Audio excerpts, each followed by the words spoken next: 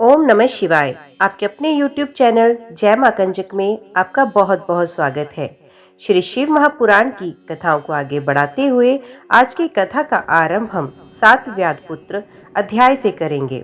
उम्मीद करती हूँ कथा का पूरा फल लेने के लिए अब कथा को शुरू से लेकर अंत तक जरूर श्रवण करेंगे। ओम नमः शिवाय। संत कुमार जी बोले, हे मार्कंडे जी, स्वर्ग में पितरों के 7 गण हैं, जिनमें 4 मूर्त और 3 अमूर्त हैं। आदि देवता एवं ब्राह्मण उनका भजन करते हैं। वे अपने योग से सोम को तृप्त कराते हैं, इसलिए श्राद्धों में ब्राह्मणों को भोजन करा कराकर उन्हें दान दक्षिणा दी जाती है। श्राद्धों में अग्नि, यम व सोम का आवाहन करे। जो मनुष्य श्राद्धों में पितर की तृप्ति करते हैं, उन्हें प्रसन्न होकर पितर पुष्टि, आरोग्य एवं वृद्धि प्रदान करते हैं। एक बार की बात है, भारद्वाज ऋषि के ब्राह्मण पुत्र वागदुष्ट, क्रोधन, हिंस्र, पिशुन, काव, सवश्रव, पितृव्रती आदि दुराचारी हो गए। उनके पिता की मृत्यु हो गई। वे विश्वामित्र के पुत्र मुनि गर्ग के शिष्य बनकर उनके आश्रम में रहने लगे। एक दिन रास्ते में उन कुबुद्धि बालकों ने गाय को मार दिया और आश्रम आकर गुरु जी से झूठ बोल दिया कि गाय को शेर उठाकर ले गया है। इस कारण उन्हें गो हत्या का पाप लगा है और उनका जन्म एक लुब्ध के घर हुआ। वे वन वन फिरते रहे। ज्ञान प्राप्त होने पर उन्होंने तपस्वियों के यहाँ भोजन करके प्राणों को त्याग दिया। तत्पश्चात उन्होंने चक्रवाकी योनि में जन्म पाया। पक्षी योनि में निप देश के राजा और रानी के सुखी जीवन को देखकर उन्होंने विचार किया कि जरूर पुण्य कर्म किए होंगे, जिसके कारण उन्हें सुख और सौभाग्य की प्राप्ति हुई। तभी वहां पर सुमरा पक्षी आया और प्रसन्न होकर बोला, हे पक्षियों, अगली योनि में तुम कांपल्य नगरी के राजा बनोगे। तब तुम्हारा शाप निवृत्त हो जाएगा। तुम्हें ये सब पितरों की कृपा से प्राप्त होगा, क्योंकि तुमने गौ प्रोक्षण करके उसे पितरों को भी अर्पित किया है। भीष्म पितामह बोले, हे मार्कंडे जी, आगे की कथा भी मुझ पर कृपा करके मुझे सुनाइए। तब उनकी जिज्ञासा शांत करने के लिए मार्कंडे जी बोले, तब उन 7 पक्षियों ने खाना पीना सब छोड़ दिया। वे सिर्फ जल और वायु ही ग्रहण करते थे। उधर राजा रानी भी अपने राज्य में चले गए। वहां जाकर राजा ने अपने राज्य अपने पुत्र अनूप को सौंप दिया। स्वयं राजा रानी को साथ लेकर पुण्य उसी वन में आकर साधारण मुनियों वाला जीवन जीने लगा। धीरे धीरे उन 7 पक्षियों का शरीर क्षीण होने लगा। कुछ समय बाद वे मृत्यु को प्राप्त हुए। दूसरा जन्म उन्हें कांपल्य नगरी में प्राप्त हुआ। उनमें से एक का नाम ब्रह्मदत्त हुआ। वे पाप रहित हो गया और उसे राजा ने अपना सारा राजपाट सौंप दिया एवं स्वयं परम गति प्राप्त की। 2 अन्य पंचाल एवं पुंडरीक मंदिर के पुजारी बने। बचे हुए 4 पक्षियों का जन्म एक दरिद्र ब्राह्मण के घर में हुआ। वे चारों वेद और शास्त्रों के ज्ञाता थे। भगवान शिव में भक्ति थी। उनके चरणों की भक्ति में उन्होंने मुक्ति एवं ज्ञान प्राप्त कर उनकी असीम श्रद्धा व शिवलोक को प्राप्त किया। शौनक जी बोले, हे सूत जी, अब आप मुझ पर कृपा करके मुझे आचार्य के पूजन की उत्तम विधि बताएं।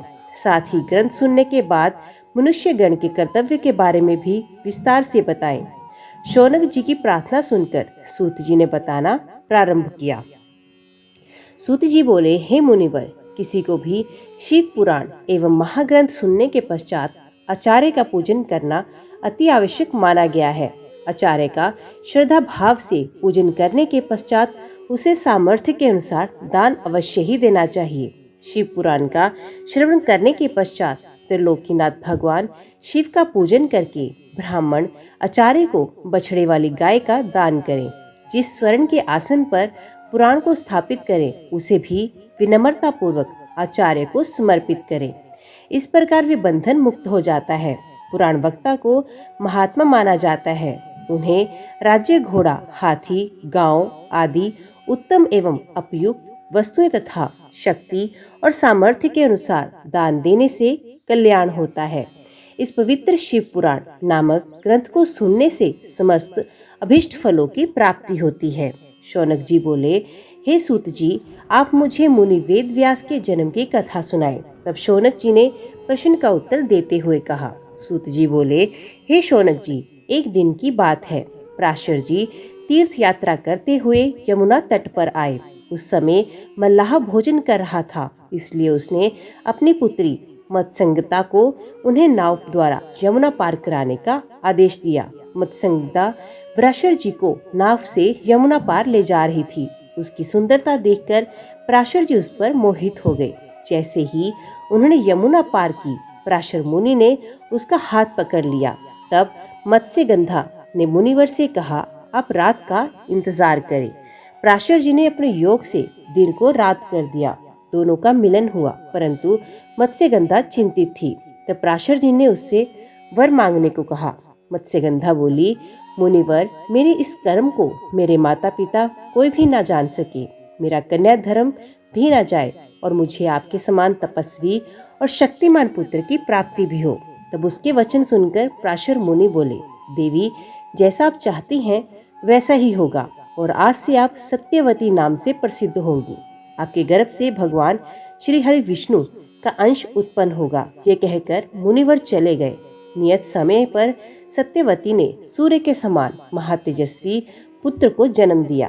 पुत्र माता की आज्ञा लेकर तपस्या करने चला गया और जाते समय उसने माता से कहा कि कोई भी कष्ट पड़ने पर मुझे अवश्य याद करे। सत्यवती अपने घर लौट आई। व्यास जी तपस्या में लीन हो गए। वेदों की शाखाओं का अध्ययन करने से वे वेद व्यास के नाम से प्रसिद्ध हुए। फिर वे तीर्थ स्थानों के भ्रमण के लिए निकल पड़े। एक बार शिवलिंग का दर्शन करने के पश्चात उनके मन में विचार आया कि कोई ऐसा सिद्धदायक लिंग हो जिसकी आराधना और भक्ति करने से सब विद्याएं प्राप्त हो जाएं और अभीष्ट फलों की प्राप्ति हो। यही सोचकर वे ध्यान मगन हो गए। तभी उन्हें ज्ञात हुआ कि धर्म, अर्थ, काम और मोक्ष देने वाले अति मुक्त महाक्षेत्र वे में मध्येश्वर लिंग स्थित है। वेद व्यास जी ने गंगा जी में स्नान करके व्रत आरंभ किया। उन्होंने भोजन त्याग दिया। वे पहले फलाहारी रहकर पूजन करने लगे, फिर उन्होंने सिर्फ जल ही ग्रहण किया, फिर उन्होंने सिर्फ हवा को ग्रहण किया और अपना पूजन आरंभ किया। तत्पश्चात उन्होंने निराहारी रहकर भगवान शिव की उत्तम तपस्या की।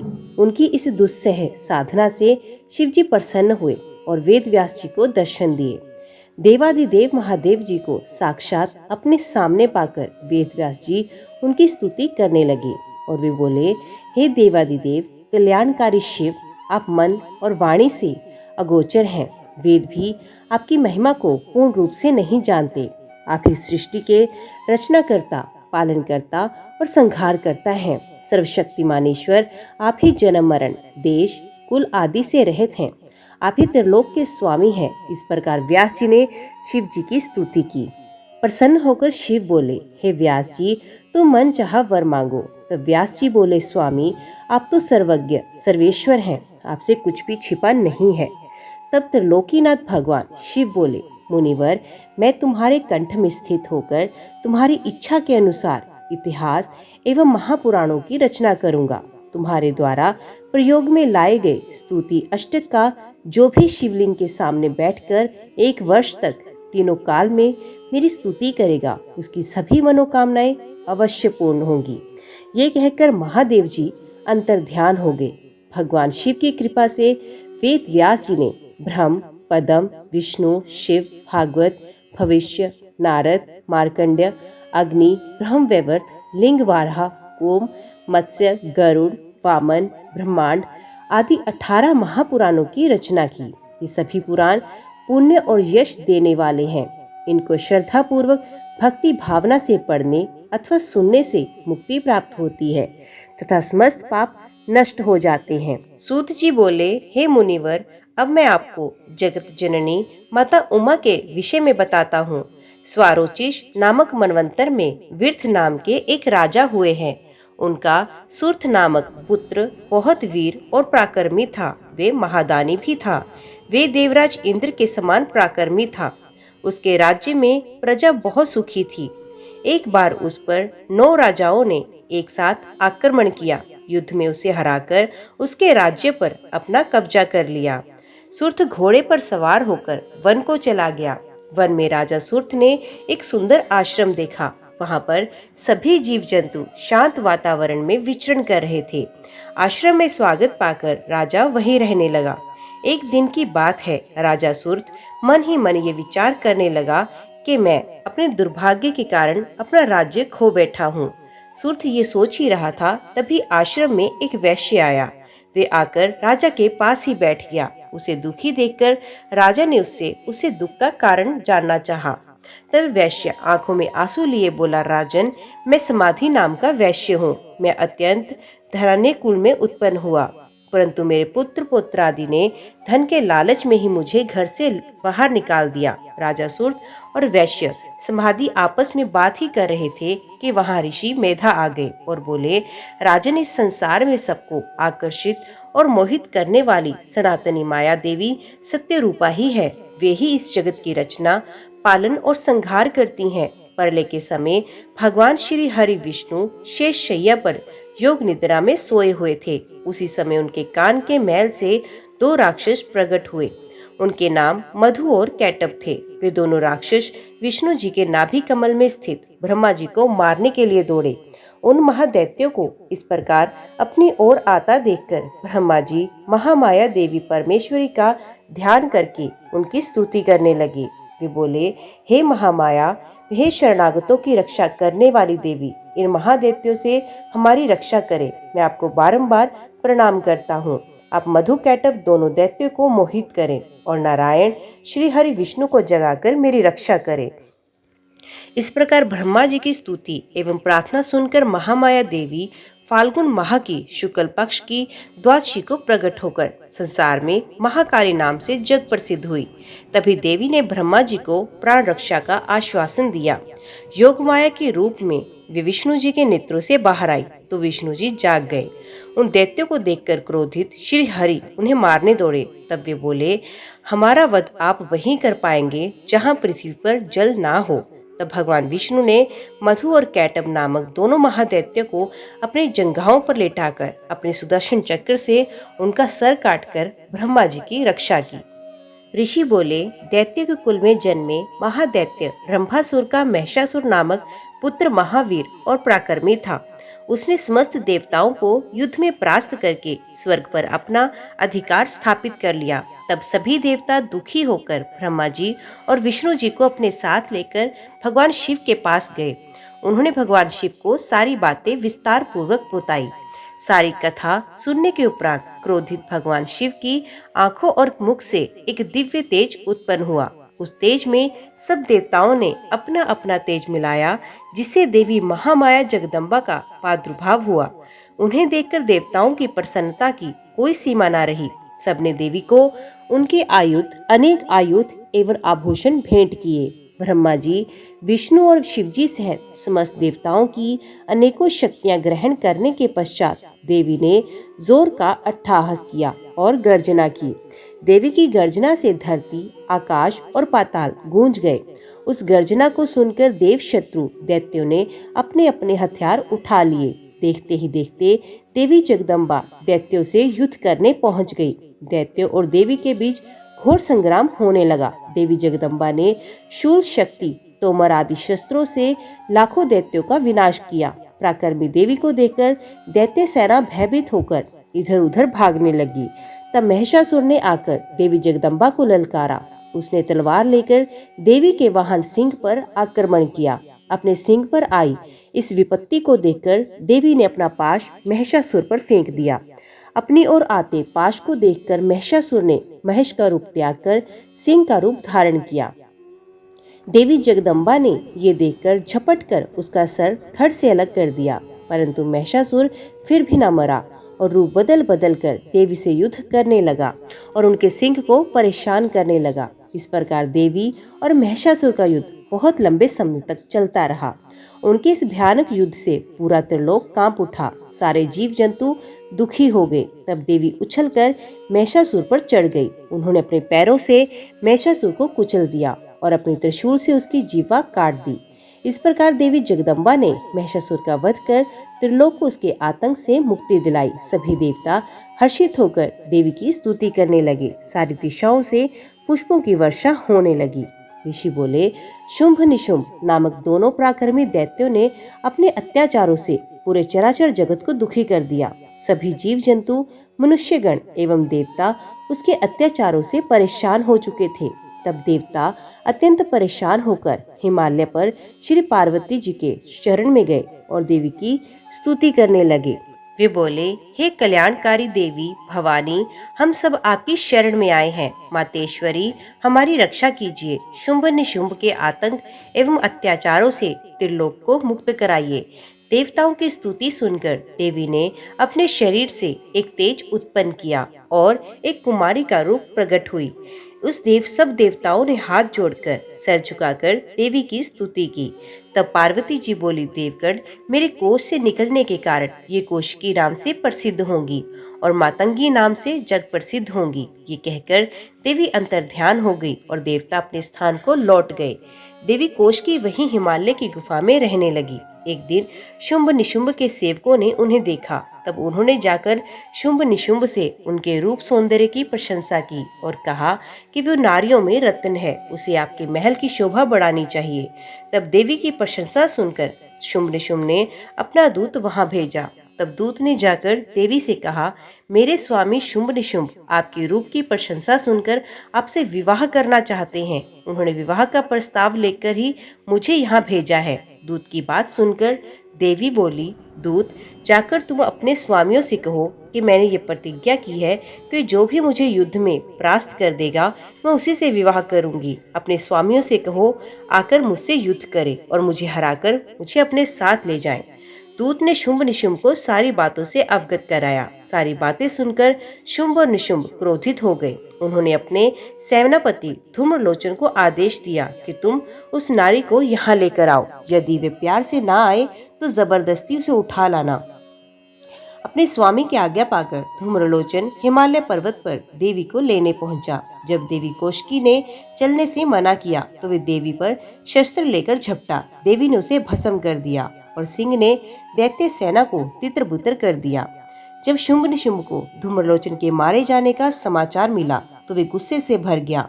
उन्होंने चंडमुंड और रक्तबीज को देवी को लाने वहां भेजा और आदेश दिया कि यदि वह ना आए तो उसका वध कर देना। वे दैत्य देवी के पास गए और बोले, सुंदरी, तुम प्रेम पूर्वक शुंभ निशुंभ में से किसी को भी अपना पति बना लो और खुशी से राज्य करो। ये सुनकर देवी बोली, हे दैत्यों, मैं तो सूक्ष्म प्रकृति हूँ। ब्रह्मा विष्णु सहित सभी देवता मेरी आराधना और स्तुति करते हैं। यदि तुम में शक्ति है तो मुझे युद्ध में हराकर जहाँ चाहो ले जा सकते हो। देवी, यदि आप ऐसा ही चाहती हैं तो ठीक है। ये कहकर दैत्यों ने देवी पर बाणों की वर्षा करनी शुरू कर दी। तब क्रोधित देवी ने अपने खड्ग से चंडमुंड और रक्तबीज का वध कर दिया। राजा ने कहा, चंडमुंड और रक्तबीज के मर जाने पर शुंभ निशुंभ ने क्या किया? ऋषि बोले, जब शुंभ निशुंभ को पता चला कि चंडमुंड और रक्तबीज को देवी ने मार दिया है तब वे स्वयं अस्त्र शस्त्र से सुसज्जित होकर युद्ध भूमि की ओर चल दिए। जब देवी कोशिकी ने देखा कि शुंभ और निशुंभ अपनी सेना के साथ युद्ध करने आ रहे हैं तो उन्होंने घंटा बजा दिया। इस ध्वनि को सुनकर देवी का सिंह गर्जना करने लगा। देवी ने भी धनुष हाथों में लेकर बाणों की वर्षा आरंभ की। जब शुंभ और निशुंभ ने देवी कोशिकी के अद्भुत रूप सौंदर्य को देखा तब देवी को देखकर वे बोले, हे सुंदरी, आप इस कोमल शरीर के साथ युद्ध करेंगी। उनकी बात सुनकर देवी ने अत्यंत क्रोधित होकर बाण, त्रिशूल एवं परशु से एक साथ उन पर आक्रमण करना शुरू किया। देखते ही देखते युद्ध क्षेत्र में रक्त की नदियां बह निकली। दैत्य सेना देवी के प्रहारों के सम्मुख फीकी पड़ने लगी। दैत्य इधर उधर भागने लगे। अपनी विशाल सेना को इस प्रकार भयभीत होकर इधर उधर भागते हुए देखकर निशुंभ देवी के सम्मुख जाकर बोला, देवी, यदि युद्ध करना ही है तो मुझसे करो। बेचारे सिपाहियों को क्यों मार रही हो? ये कहकर निशुंभ ने देवी पर बाण वर्षा शुरू की। देवी ने भी उत्तर में बाण वर्षा शुरू की। उन्होंने अपने बाणों से निशुंभ के सभी अस्त्र शस्त्र काट दिए। तब उन्होंने विषमुझे बाणों से निशुंभ को मार गिराया। अपने भाई निशुंभ को इस प्रकार देवी के हाथों मरते देखकर शुंभ स्वयं देवी से युद्ध करने आगे आया।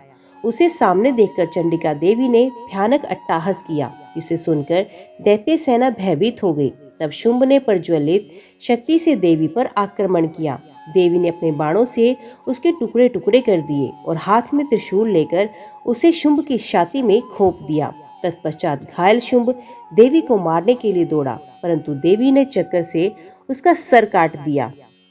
ये देखकर अन्य दैत्य पाताल लोक को चले गए। ऋषियों ने कहा, हे सूत जी, अब आप हमसे देवी उमा के अवतार एवं प्रादुर्भाव की कथा का वर्णन कीजिए। तब ऋषियों के प्रश्न का उत्तर देते हुए सूत जी बोले, एक बार की बात है, देवताओं के युद्ध में विजय हुई। विजय होकर देवताओं को बहुत घमंड हो गया और वे अपने बहादुरी की बहुत प्रशंसा करने लगे। तभी एक कूप के रूप में तेज प्रकट हुआ। उस तेज को एकाएक देखकर देवता घबरा गए। देवराज इंद्र ने उस तेज की परीक्षा लेने के लिए सर्वप्रथम वायुदेव को वहां भेजा। वायुदेव उस तेज की परीक्षा लेने के लिए वहां पहुंचे। उन्होंने तेज के पास जाकर पूछा, तू कौन है? तब तेज ने भी यही प्रश्न किया। वायु से कर दिया। वायुदेव ने अहंकार से कहा, मैं इस जगत का प्राण हूँ, मेरे द्वारा ही जगत चल रहा है। ये सुनकर तेज ने कहा कि इस तिनके को जलाकर दिखाओ तो मैं तुम्हें शक्तिशाली समझ सकता हूँ। परंतु वायुदेव अपनी सारी ताकत लगाकर भी उस तिनके को हिला नहीं सके। तब लज्जित और हारे हुए वे देवराज इंद्र के पास पहुंचे। देवराज इंद्र को जब ये सब बातें ज्ञात हुई तो उन्होंने एक एक करके सब देवताओं को उस तेज की परीक्षा लेने के लिए भेजा, लेकिन सभी देवता परास्त होकर वापस आ गए। तब स्वयं इंद्र उस दिव्य तेज की परीक्षा लेने के लिए गए। जैसे ही इंद्र उस स्थान पर पहुंचे, वे तेज अंतर्ध्यान हो गया। ये देखकर देवेंद्र आश्चर्यचकित रह गए। तब उस तेज को दिव्य और शक्तिशाली जानकर मन ही मन इंद्र उनकी स्तुति करने लगे और इंद्र बोले, मैं आपकी शरण में आया हूँ, कृपया कर मुझे दर्शन दीजिए। चैत्र मास के शुक्ल पक्ष की नवमी के मध्याह्न का समय देवी उमा ने प्रकट होकर देवराज इंद्र को दर्शन दिए। देवी उमा बोली, हे देवराज इंद्र, ब्रह्मा विष्णु और शिव भी मेरी स्तुति करते हैं, अन्य देवता भी मुझे ही पूजते हैं। मैं परम ब्रह्म प्रणव स्वरूप देवी हूँ। मेरी ही कृपा से तुम्हें विजयश्री प्राप्त हुई, इसलिए अपने अभिमान और घमंड को त्याग कर मेरा स्मरण करो। ये कहकर देवी शांत हो गई। ये सुनकर देवताओं ने देवी उमा की स्तुति करना शुरू किया। देवता बोले, हे महामाया, हे जगदम्बा, आप हमें क्षमा करें। हम दोनों हाथ जोड़कर आपकी शरण में आए हैं। हमसे जो गलती हो गई है उसे भूलकर हम पर अपनी कृपा दृष्टि रखें। ये कहकर देवता देवी माँ की स्तुति करने लगे। सूत जी बोले, ऋषिगण, एक बार की बात है, एक महाप्रकर्मी रुद्र के पुत्र दुर्गम ने ब्रह्मा जी की कठोर तपस्या की। उसने ब्रह्मा जी से वरदान में वेद प्राप्त किए।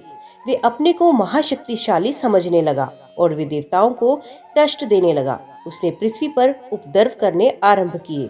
वेदों के न रहने पर सारी क्रियाएं चली गई। ब्राह्मणों ने धर्म का त्याग कर दिया। प्रजा पर ये संकट आया हुआ देखकर सभी देवता देवी उमा की शरण में गए। देवता स्तुति करते हुए बोले, हे महादुर्गे, हे जगदम्बिके, जिस प्रकार आपने शुंभ निशुंभ का वध करके हमारी रक्षा की, उसी प्रकार इस दुष्ट का भी वध करके अपने शरणागतों की रक्षा करो। इस प्रकार देवताओं की स्तुति सुनकर देवी की आंखों से आंसू बहे। तब उस जल की धाराओं से धरती पुण्य हरी भरी हो गई। वृक्ष और औषधियां फलने फूलने लगी। नदियां, तालाब और समुद्र जल से सरोवर हो गए। ये देखकर देवी उमा से बोले, हे मातेश्वरी, कृपा कर वेद को भी वापस दिला दीजिए। तब देवी ने वेद लौटाने का आश्वासन देकर उन्हें विदा किया।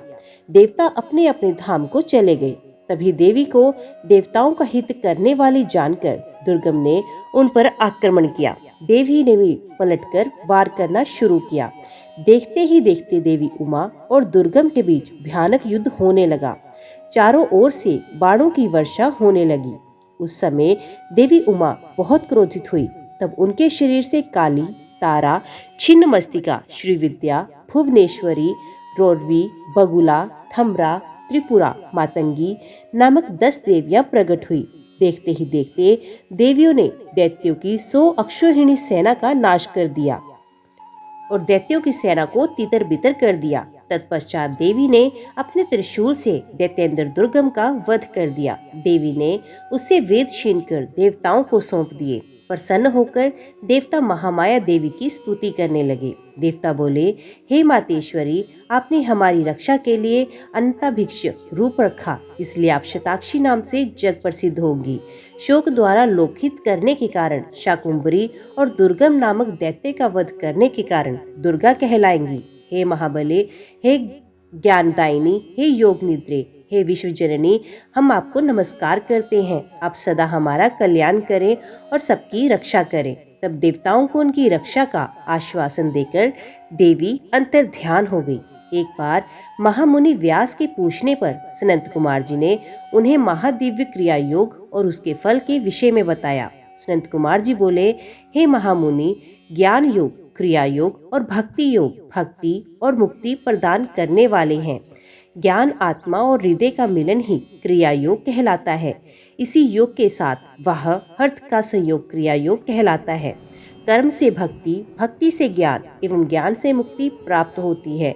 योग ही मुक्ति का एकमात्र मार्ग है। पत्थर, लकड़ी एवं मृत्तिका से देवी का मंदिर बनवाने, प्रतिदिन यज्ञ करने से एक सा पुण्य प्राप्त होता है। इस लोक में श्री पार्वती जी की मूर्ति का निर्माण कराने वाले निश्चय ही दुर्गा लोक को जाता है। देवी का मंदिर बनवाने से पुण्य की प्राप्ति होती है। देवी की मूर्ति की स्थापना कर उसके चारों ओर पंचाहना देवी की स्थापना करने से असंख्य पुण्य की प्राप्ति होती है। सूर्य और चंद्रमा ग्रहण के समय विष्णु सहस्रनाम के पाठ से कई गुना अधिक फल देवादिदेव शिव जी का नाम जपने से मिलता है। देवी का नाम जपने से उससे भी अधिक पुण्य मिलता है। नित्य प्रति देवी उमा का नाम जपने से दुर्गा जी के गण पद की प्राप्ति होती है। जो मनुष्य माँ उमा का धूप दीप नैवेद्य से पूजन करते हैं, मंदिर को लीपते हैं या उसे साफ करते हैं, उन्हें उमा लोक की प्राप्ति होती है। कृष्ण पक्ष की अष्टमी नवमी तिथि को श्री सुकत, देवी सुकत आदि का पाठ कर देवी पर पुष्प अर्पित किए जाते हैं। देवी को कमल का पुष्प या सोना चांदी अर्पित करने से परम गति की प्राप्ति होती है। चैत्र शुक्ल तृतीया को माँ उमा का व्रत करने से जीवन मरण के चक्कर के बंधनों से मुक्ति मिलती है। विशाख माह के शुक्ल पक्ष की तृतीय तिथि को अक्षय तृतीया नाम से जाना जाता है और इस दिन रथोत्सव मनाया जाता है। देवी की मूर्ति स्थापित करके देवी का पूजन करने के पश्चात उनसे प्रार्थना करें, हे देवी, आप हमारा पालन करने वाली हैं, हम पर प्रसन्न हो और हमारे पूजन को स्वीकार करें। हमें इस लोक में सुख देकर अपना धाम प्रदान करें। अश्विन माह के शुक्ल पक्ष में नवरात्र का व्रत किया जाता है। ये उत्तम व्रत सभी कामनाओं को पूर्ण करने वाला तथा मनोरथ सिद्ध करने वाला है। इसी पुण्य कल्याणकारी व्रत को करने से विर्थ के पुत्र सुर्थ राजा बने, समाधि नामक वैश्य को मुक्ति प्राप्त हुई। इसी प्रकार विधि विधान से नवरात्र को व्रत को पूरा करने से सभी अभीष्ट फलों की प्राप्ति होती है।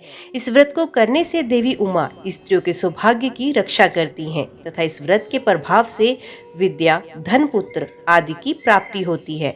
इस प्रकार उमा संहिता का पवित्र भक्ति में स्वरूप मैंने आपको सुनाया। इसे पढ़ने एवं सुनने से कामनाएं पूर्ण होती हैं और सब सुख भोग कर मनुष्य परम धाम को प्राप्त करता है। जय माँ पार्वती, जय भोलेनाथ, ओम नमः शिवाय। आज की वीडियो में इतना ही। उम्मीद करती हूँ वीडियो आपको पसंद आई होगी। वीडियो पसंद आई हो तो वीडियो को लाइक और चैनल को सब्सक्राइब जरूर कीजिएगा। जय माँ पार्वती, जय भोलेनाथ लिखकर कमेंट बॉक्स में अपनी हाजिरी जरूर लगवाइएगा। तो मिलते हैं अगले अध्याय के साथ। तब तक के लिए देखते व सुनते रहिए। जय माँ कंजक, जय माता दी।